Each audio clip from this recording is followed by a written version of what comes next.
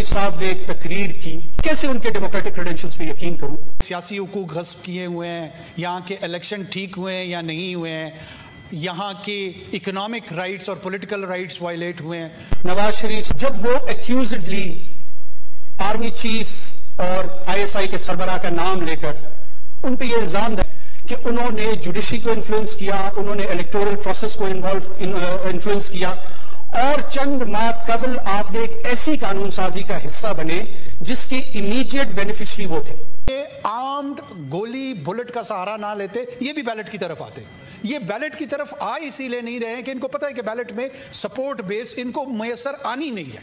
आप मेरी सरजमीन पे काबिज हो कि शिकस्त इनका मुकद्दर है, कि उनके साथ इतनी बड़ी सियासी ज्यादती हुई है, और वही इस मुल्क का सिकंदर होगा और वही इस मिल्लत का सिकंदर होगा। इदारा यकीनन किसी सियासी पार्टी का ना है ना उसको होना चाहिए। उत्तर की दिहाई में अगवा हुए आज तक उनकी लाश नहीं मिली।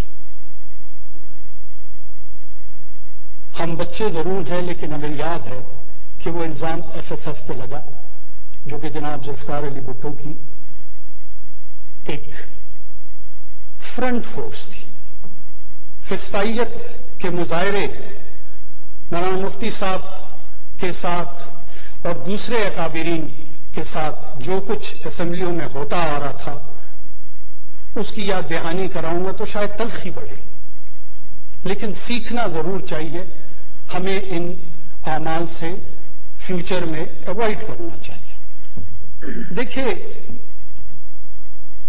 मोहतरम नवाज शरीफ साहब ने एक तकरीर की, मैं बहैसियत एक शहरी, बहैसियत एक वोटर, बहैसियत एक सिटीजन, बहैसियत एक पॉलिटिकल वर्कर कैसे उनके डेमोक्रेटिक क्रेडेंशियल्स पे यकीन करूं, जब वो एक्यूजडली आर्मी चीफ और आईएसआई के सरबराह का नाम लेकर उन पे ये इल्जाम धर रहे हैं कि उन्होंने जुडिशरी को इन्फ्लुएंस किया, उन्होंने इलेक्टोरल प्रोसेस को इन्फ्लुएंस किया, और चंद माह कबल आपने एक ऐसी कानून साजी का हिस्सा बने जिसके इमीडिएट बेनिफिशियरी वो थे।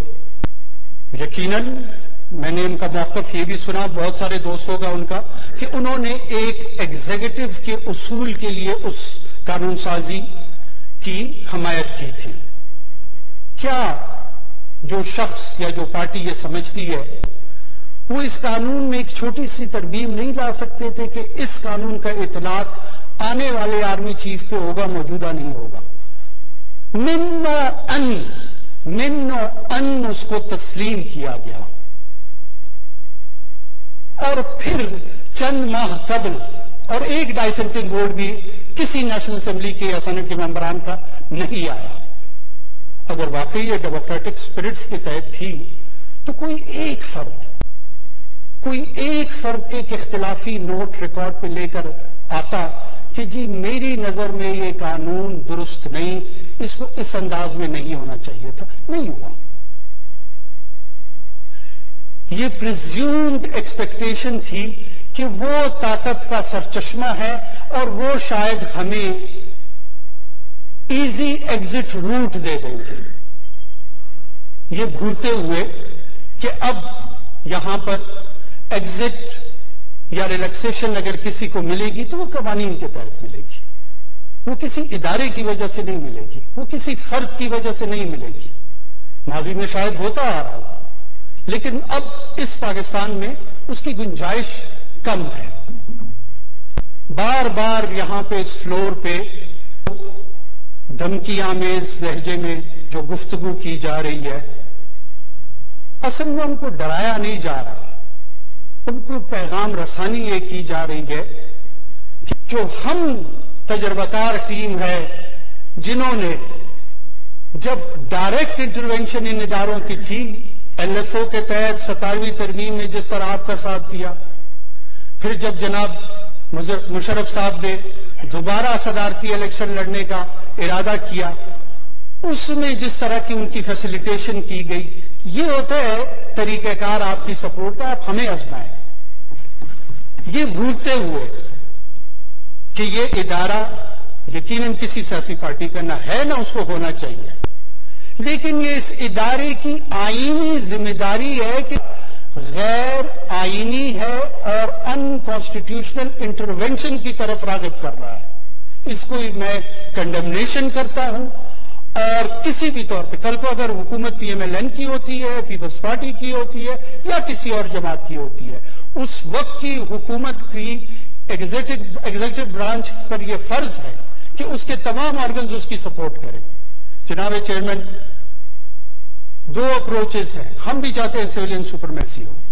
सिविलियन सुपरमेसी इस मुल्क में उस वक्त कायम होगी जब सिविलियन इंस्टीट्यूशन स्ट्रेंथन होंगे, जब यहां की पुलिस स्ट्रेंथन होगी, वो डीपोलिटिसाइज होगी, वापडा दुरुस्त होगा, रेलवे दुरुस्त होगा, बाकी तमाम जितने इदारे हैं वो अपनी फंक्शन करेंगे, एनडीएमए दुरुस्त होगा।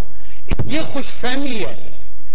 इस ऐसी सूरत हाल में ये मुल्क क्यास की तरफ जाएगा, डिसऑर्डर की तरफ जाएगा। हम इन्हें कहते हैं आए बैठे नेशनल डायलॉग करें।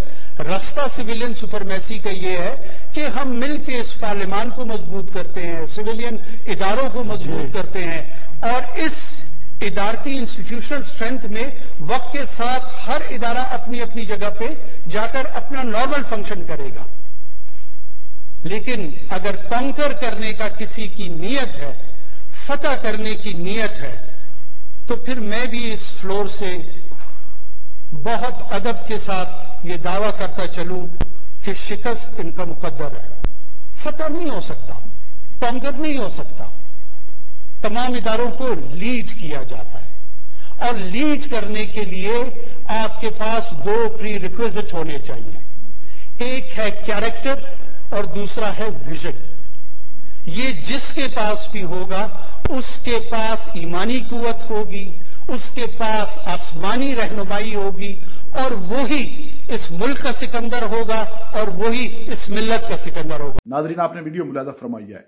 नाजरीन, इनवारुल काकड़ का कोई माजी बिल्कुल साफ नहीं। इसने अपने थोड़े से वक्त में पीटीआई पर बड़ा जबरी जुल्म किया और मुस्लिम लीग नवाज के लिए राहें हमवार की।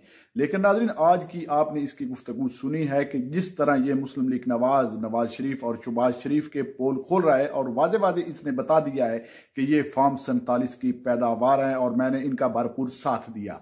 नाजरीन, इस वक्त पूरी कौम जानती है मुस्लिम लीग नवाज और ये जो कोलिशन सेटअप है किस तरह अवाम पर मुसल्लत हुआ है, अवाम तो जानती है, लेकिन इनके साथी आज अपने मुंह से इतराफ कर रहे हैं कि किस तरह ये मुसल्लत हुए हैं, जिस तरह इनवारुल काकड़ ने इनके पोल खोले हैं। नाजरीन, आपने ये वीडियो देखी है। इस वीडियो को देखने के बाद आपकी इनवारुल काकड़ के बारे में क्या राय है, कमेंट सेक्शन में कीमती राय दीजिए, और अगली वीडियो तक अपने मेजबान को दीजिए इजाजत। अल्लाह हाफिज।